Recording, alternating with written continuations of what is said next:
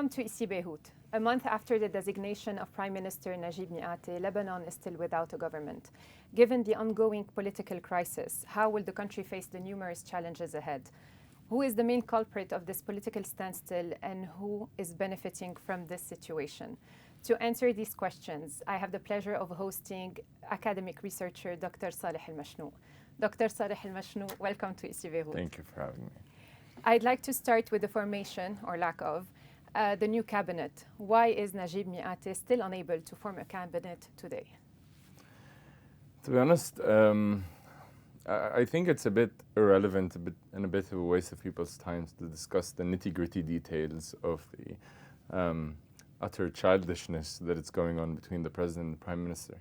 I think the grander scheme of things is that Lebanon has had 8 years without executive authority over the past 15 years. That's 50% of the time without anyone factually ruling the country, which on the face of it seems to many people like a crisis of governance, a crisis with the political system, but in fact it's a crisis related to the mafia militia nexus that has ruled the country since 2010. The inabilities to form a government has largely been led by Hezbollah's total control over whether you form or do not form a government. When they had a semblance of a parliamentary majority, they were able to form non-national unity government, or what is known as majoritarian government, in 2011, lately with Hassan Diab and then with Najib Mikati as well. So this is never a problem, and therefore not a problem of governance or political system, but rather the idea that we live in something of a dictatorship of the minority. The fact that they lost the elections, but still want a stake that they determine in size, quantity, and quality and nature inside the government, makes it very difficult for this country to be ruled. One of the examples being what we're witnessing today with Najib Mikati and Michel Aoun. The other question I think is important and relevant is whether the Lebanese people, or you and I, should have any sort of excitement or hope or desire that the government be actually formed. The government since the crisis, since 2019, October, have managed to do one thing, and that is spend $24 billion on utter nothing. Spent on waste, spent on corruption, spent on inefficient subsidies, spent on goods going to Syria and other countries. And therefore one wonders why you would want to watch the same movie in HD version, or watching the Jaws and then watching the Return of the Jaws. There's really no point.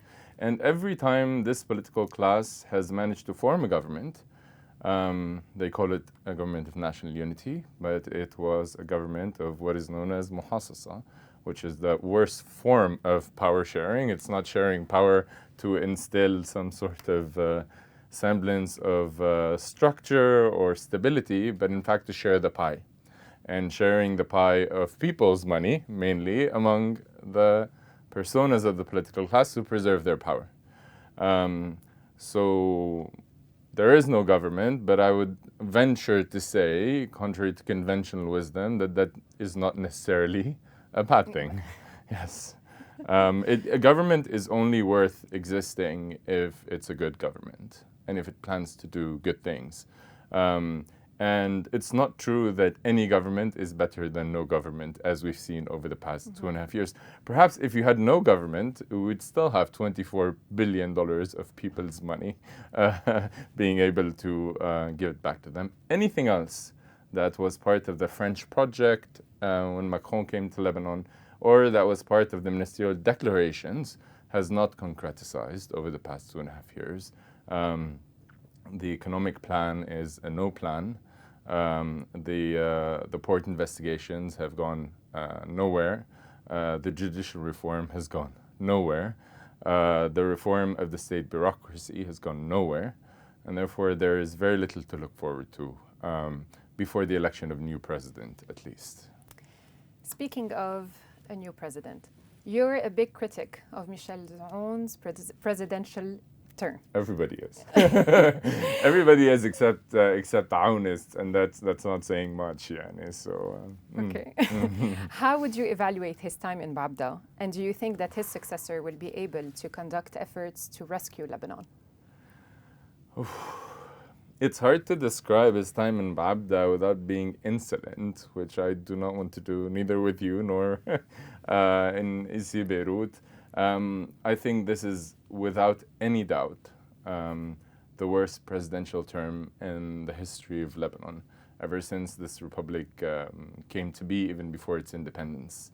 It is infused with corruption and mismanagement and sectarianism and the personalization of the office of the presidency.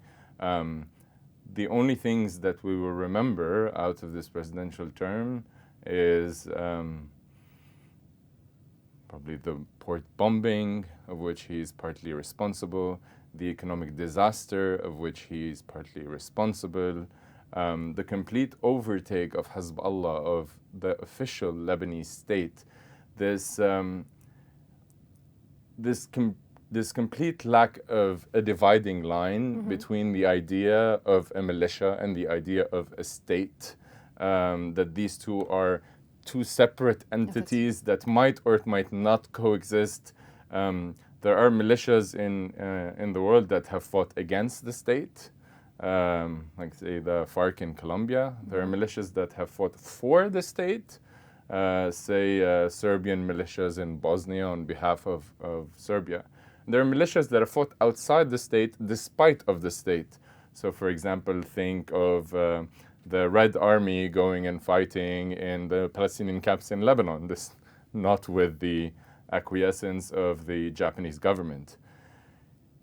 Michel Aoun has created, alongside Hezbollah, this complete anomaly of having a militia that is outside the state, controls the state, and fights outside the border of the state, and therefore eliminated any sense of statehood vis-a-vis an abnormal body that is Hezbollah's militia. And therefore, instead of having a state within a state, which was the traditional view of Hezbollah's view among many commentators and scholars, we ended up with Hezbollah being the state. And that is I think the personal responsibility of Michel Aoun. The next president, I think, is probably one of the most important challenges ahead of us in the next political cycle. Perhaps even more important than the elections that we had a few months back. It has been proven through the past 6 quite unfortunate years that the President of the Republic, despite everything being said about his constitutional prerogatives, still has the ability to either destroy the state or ensure its survival.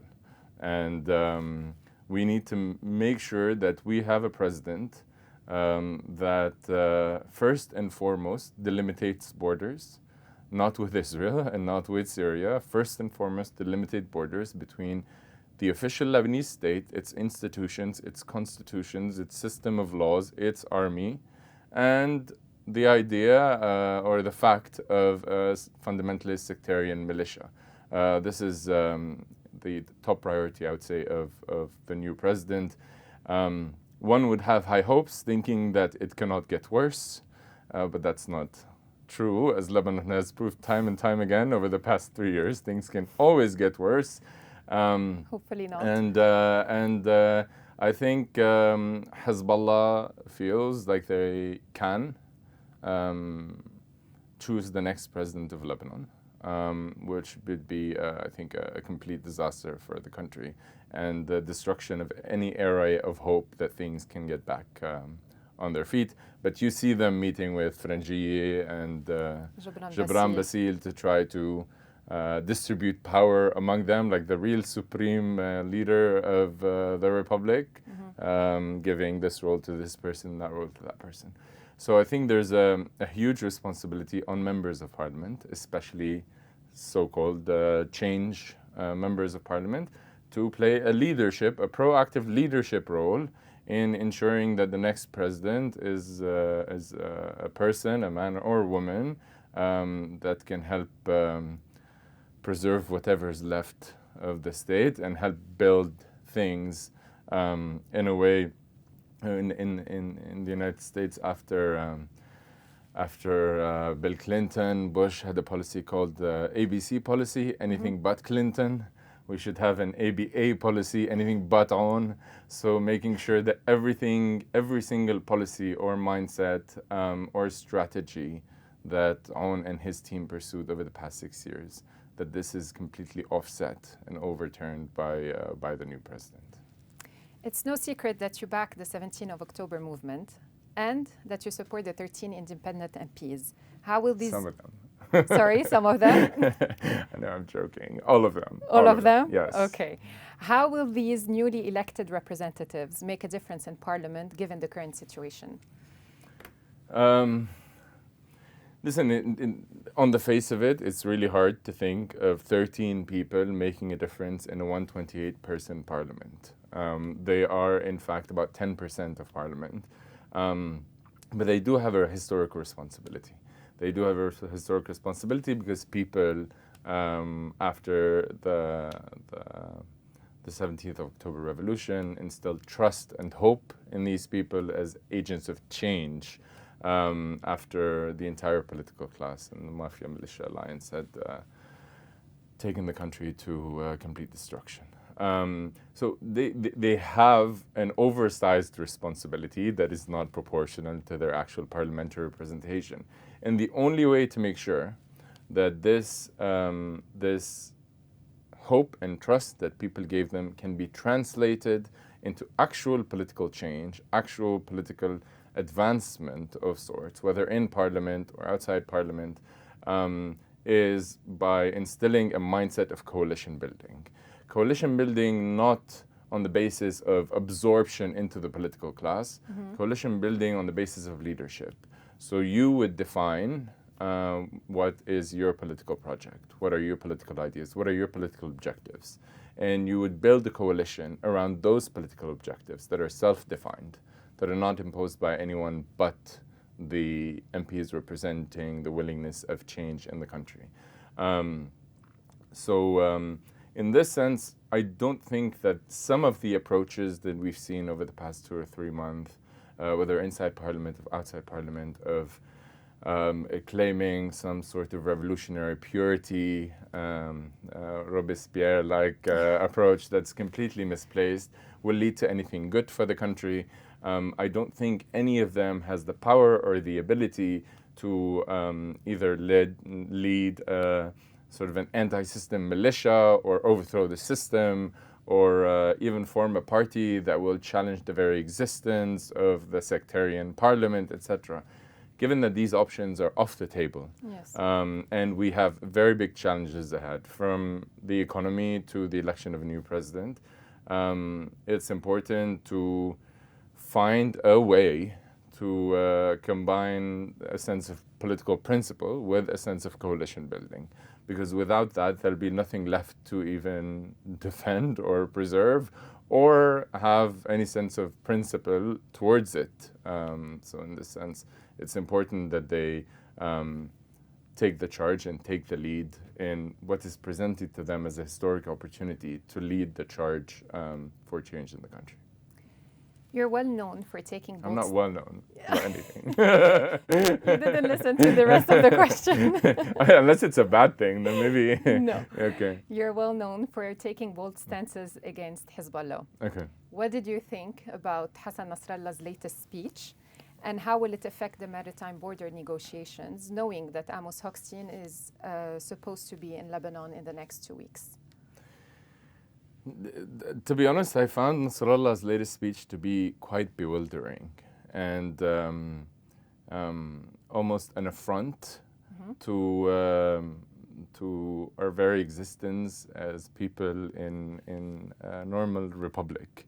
The fact that he is a self-appointed jurist of everything related to our past, present, and future. speaking from a position of supreme leader that takes their orders directly from God without any regard for the constitutions, the laws, or election results, giving us a choice between two ways to die. So if you don't want to die out of poverty and out of hunger, Nasrallah has solved this problem for you, and he will make sure you die in war. He seems to adopt a very famous maxim that Joseph Stalin came up with in the Soviet Union when he said that death solves all problems. If you have no man, you have no problem.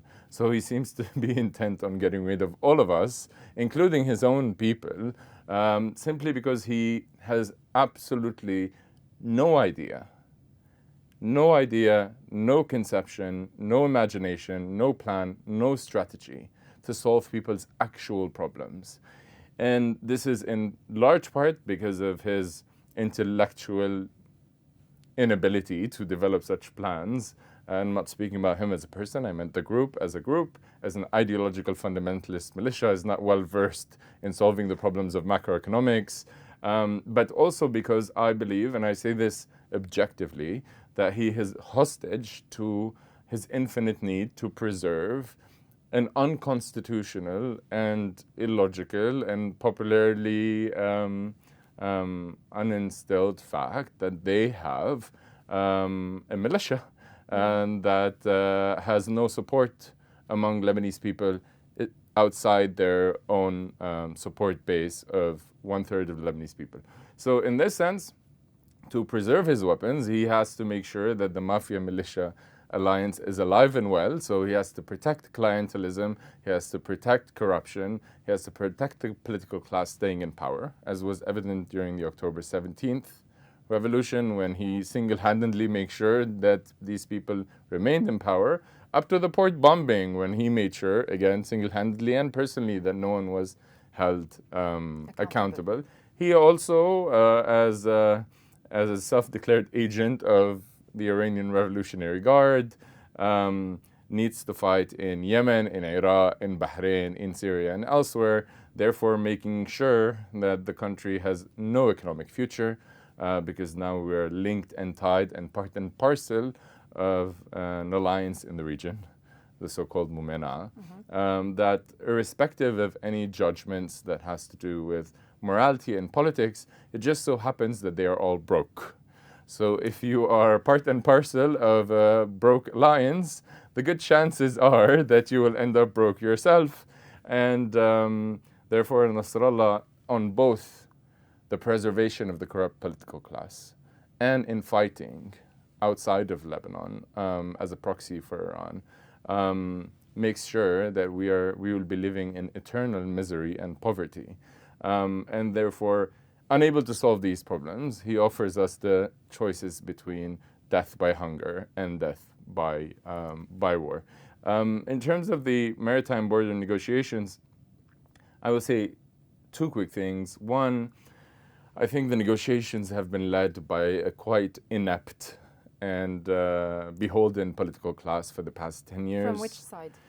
From the beginning, from when Nabih Berri took it over in 2010, and wasted 10 years on what is called the Hof line and negotiations regarding to the Hof line, without any proactive diplomacy, without opening the possibility for negotiations with Israel, without even going to any sort of international tribunal or arbitration mechanism.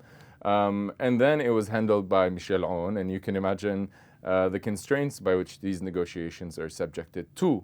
Michel Aoun's son-in-law is subject to U.S. Sanctions and wants to get rid of them. His other advisors are threatened with the U.S. sanctions and do not want them. Therefore, the entire process of negotiations has been mired in utter lack of competence, and I think is completely unreliable. The other problem is it's hard for me to understand, and I think a lot of Lebanese people wonder, why is it that every single state in the region, if not the world, has managed to demarcate its maritime borders in a way which did not include drones, threats of war, promises of death, imagination of the apocalypse coming to the country, every single state in the Middle East is already exporting its gas and oil to Europe and elsewhere. Egypt has already done it. Israel has already done it. Turkey has already done it. Greece has already done it. And all of them, for some miraculous reason, managed to negotiate their way into maritime border delimitation without any talk of war. This idea that Israel, for some reason, only really cares about, as part of some conspiracy to overtake our natural resources to drive us into utter poverty, the first thing you wonder is why were the 8 trillion cubic feet discovered in Cyprus not part also of some grand Zionist scheme to subject the Cypriot people and make Israel richer? So why is it that only us have to undergo this process by which negotiations fail, there is threats of war, we can't extract our natural resources? And this all seems to be part only of the fact that we have to, despite popular will in Lebanon, be part of the Iranian expansionist project. And therefore we cannot be like Cyprus, we cannot be like Turkey, we cannot be like every single other state. Although there is nothing special about our oil, Tylia. I don't think our oil and gas are more worthy or more exportable than the oil and gas of Cyprus, for example. And I have never heard of a resistant movement in Cyprus that has threatened Israel with annihilation.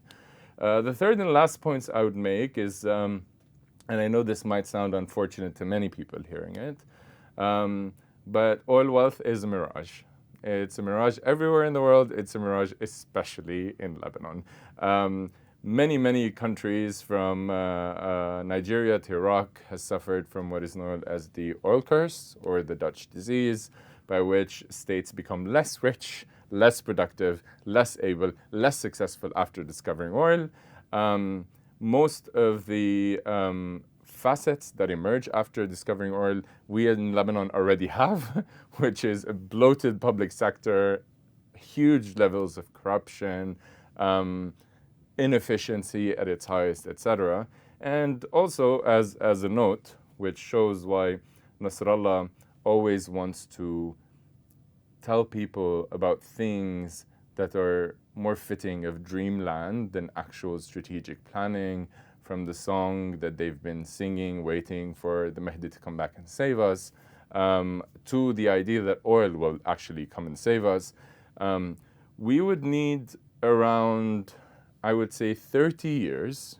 So now we're in 2022. We would need up to 2052 to start benefiting slightly from the return of the oil and gas exploration. How?